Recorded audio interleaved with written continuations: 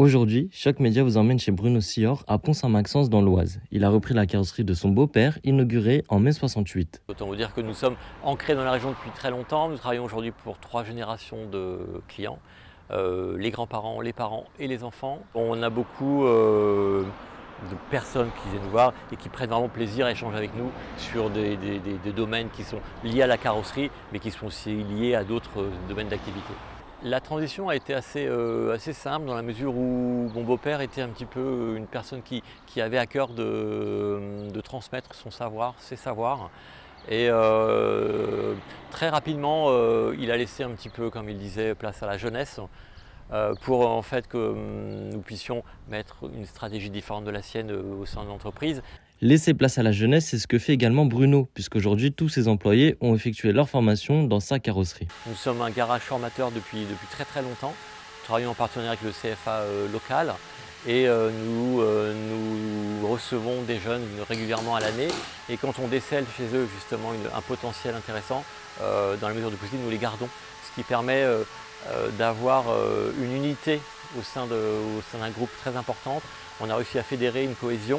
Parce qu'aujourd'hui, sans transmission, on n'avancera jamais. Donc cette formation, elle est vitale. La partie positionnement au sein des réseaux sociaux, au sein de la communication, qui aujourd'hui est un secteur qui n'est pas forcément le plus exploité au sein de la carrosserie, mais qui a besoin réellement de se développer pour travailler différemment de ce qu'on peut aujourd'hui faire au sein de nos carrosseries.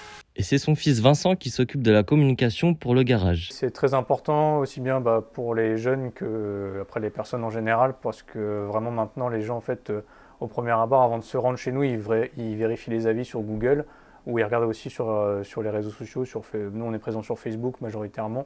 Après on a aussi Instagram et LinkedIn pour les autres réseaux sur lesquels on est présent aussi. On publie assez régulièrement pour montrer notre travail, ce qu'on fait en général. Il faut quand même se dégager du temps. Même moi, de mon côté, j'essaie de m'en dégager un petit peu chaque semaine, mais ce n'est pas forcément tout le temps évident.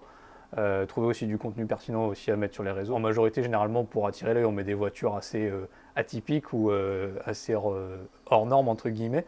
Du coup, voilà, ça permet vraiment un visuel, ça permet vraiment de se démarquer, je pense, par rapport aux autres sociétés pour amener de la clientèle et puis après la fidéliser à terme. Toujours dans cette idée de partage et de transmission, Bruno a de gros projets pour l'avenir. Nous avons bien sûr des projets pour l'avenir. J'ai des projets pour les gens qui m'encadrent, les gens qui m'entourent. On a justement au travers ces projets formé l'ensemble de nos salariés aux nouvelles technologies. Tout le monde est formé pour appréhender les véhicules électriques et hybrides.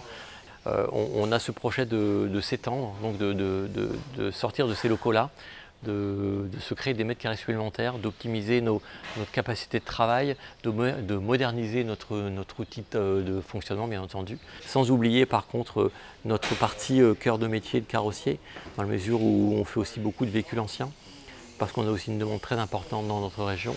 Et c'est un potentiel qui nous apprend toujours à rester humble et à bien maîtriser notre savoir de carrossier.